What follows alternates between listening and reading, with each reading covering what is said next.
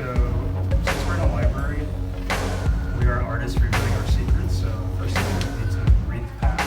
You guys probably already know that. And you have to know the rules before you can break them. So, the first secret is to read. Specifically, the book Maxfield Parrish by Coy Ludwig.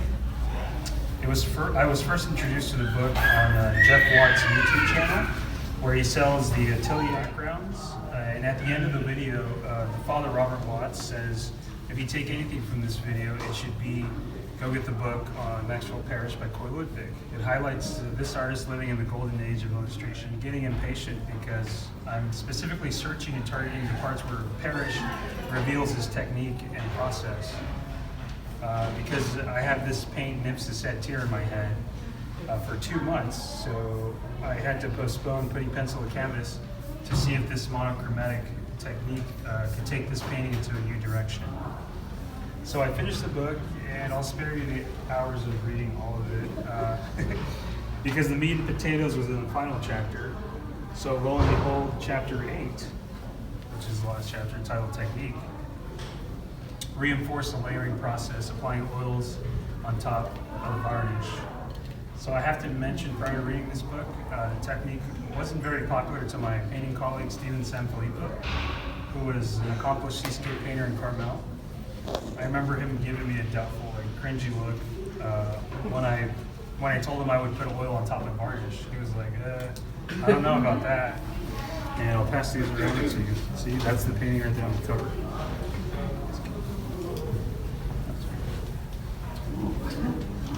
And that's a large canvas.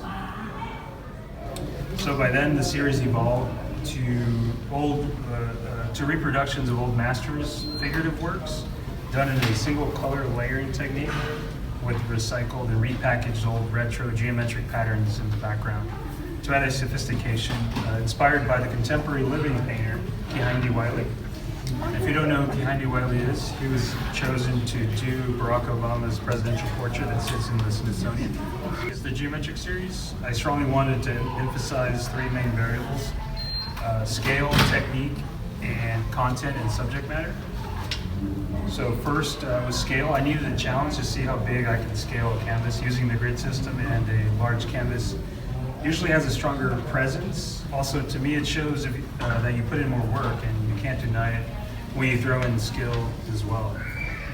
If you can see on page 9 on that book, the statue of David painting, for example, titled Piedra or Rock.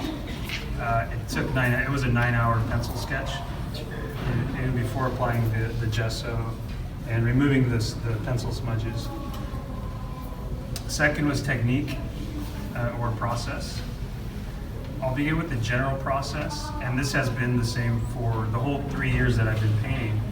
It starts with an idea or concept in my head, then music or a song that I feel is right for the time-lapse movie that I will eventually post on Instagram or online social media. Because since the beginning, it's always been about the experience of creating a video to share. The technical part is putting my chosen song in a video. It's a multiple-step process that I perfected simply by trial and error. But it requires several apps: iMovie HD, eDownloader, YouTube, and MP3 converter links. Pretty technical. By mixing music with visual arts, you create a unique cocktail of several music genres, mainly classical or upbeat house music, to keep up with the speed of the time-lapse. Titling and logging the project for historical reference, which I strongly encourage to document everything. You make an art, even though you don't think it's your greatest masterpiece. It's still something unique that you created, never before seen in the past, nor will those same brushstrokes be duplicated in the future. So you will look back 20 years and have a chuckle, or at the very least a smile, to say, oh, I forgot I did this, wow. So also there's a magic in editing, and that I always enjoyed in cutting clips on iMovie.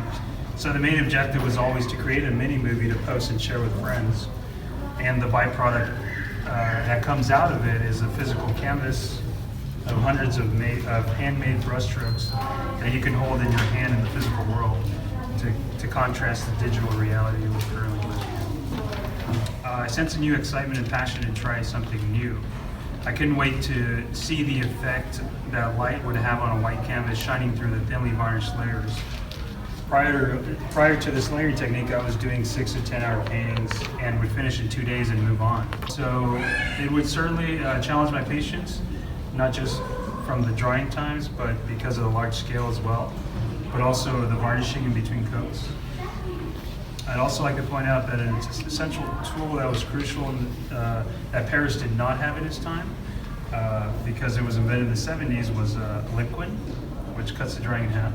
It's like a little gel. This proved to be an academy for me of sorts to step into the shoes of the masters that came before me and reproduce my favorite works of theirs.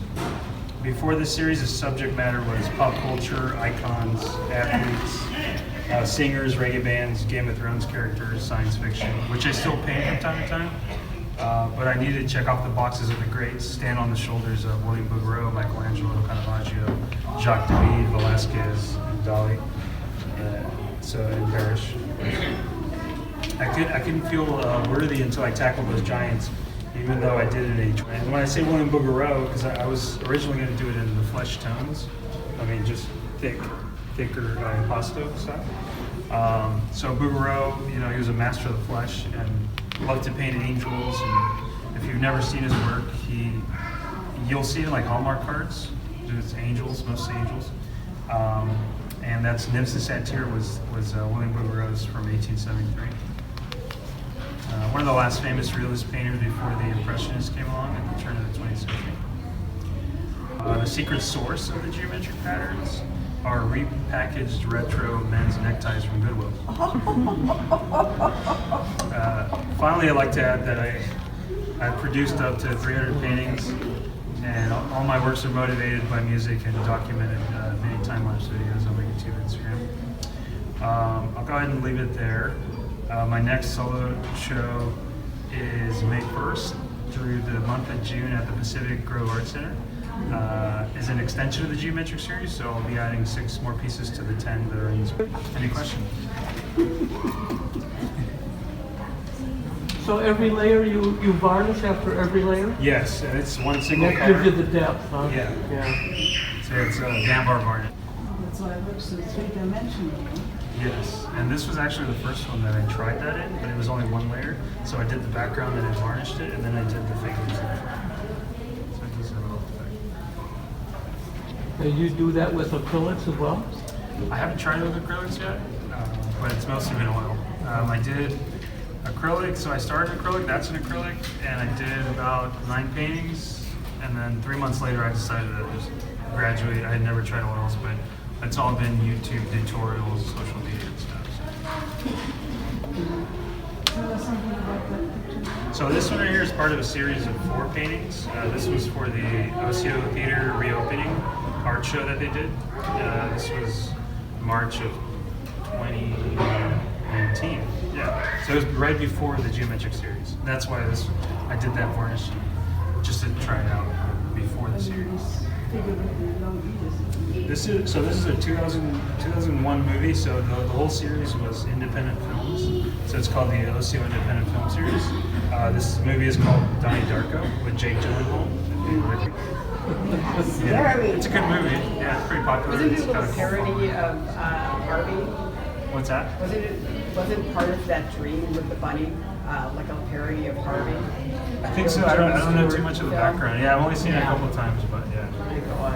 Do you find that this difference, the first layer is just going onto a gesso surface, right? And then Yes. second, and further layers are going onto varnish. The gesso is just to accentuate the white, like to bring, because the canvas sometimes can be yellow, and then you're penciling it in. So to get rid of the pencil smudges, you want a really solid white on the base. Mm-hmm.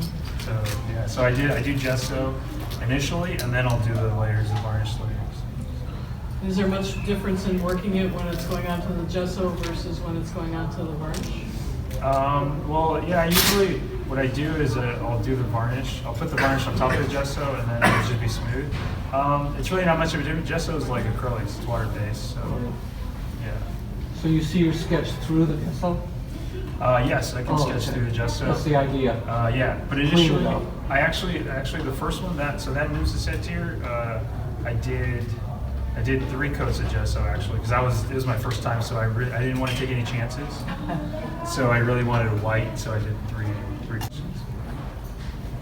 Is there always a base sketch for your paintings, or do you do a different depending Yes, on for the what you're large doing? ones, yeah, I have because the geometric patterns require a lot of measuring, so I'll scale that. So like a 1/4 inch to 5 inch squares, or square units.